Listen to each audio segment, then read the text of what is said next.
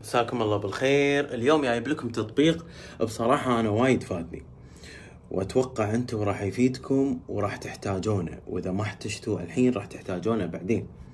التطبيق هذا اسمه ريتش، يجمع لك كل برامج التواصل الاجتماعي. يعني مثلا عندك حساب سناب وتويتر ولا قناة باليوتيوب ولا انستغرام أيا كان، بدال يعني لا تفكر وتحتار مثلا شنو الرابط اللي تحطه، او تقول حق فلان تابعني بالتويتر ولا تابعني بالسناب ولا وكل شوي تحط له رابط. لا، هذا رابط واحد يحط لك كل اكونتاتك في مكان واحد.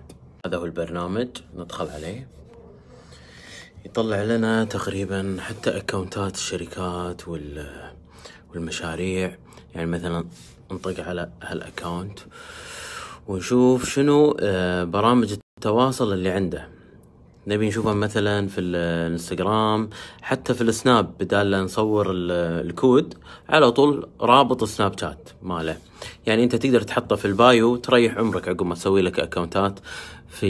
شوفوا اكونتي في الانستغرام، انا مو حاط رابط الحلقة على طول، حاط رابط ريتش، لأن في ناس مرات تحتاج سنابي، تحتاج التيك توك، تحتاج برامج ثانية. فلما أطق على الرابط هني راح يطلع. وهذه صفحتي بالريتش، عندي انستغرام، عندي سناب، ايميل، قناة في اليوتيوب، تيك توك، وواتساب.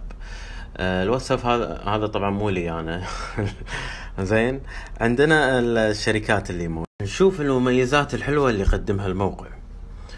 طبعا تقدرين او تقدر تحط برايفت، يعني بعض البرامج عندك ما حد يشوفها الا اللي مسوي لك فولو، وبعض البرامج الكل يشوفها.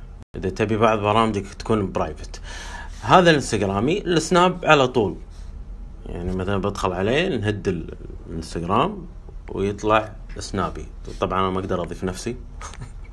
مثلا الناس تبي تراسل إدارة الأعمال عندي في الإيميل، في الواتساب إذا ما له خلق يكتب إيميل. عندي هني التيك توك، هني مثلا الحلقة أنا مو كاتب حلقة، حلقة مسلسل يوسف وزوز، ممكن نطق على اليوتيوب تطلع القناة. هذه اليوم راح تنزل. لحق على نفسك واحجز لك أكاونت قبل لا يروح عليك.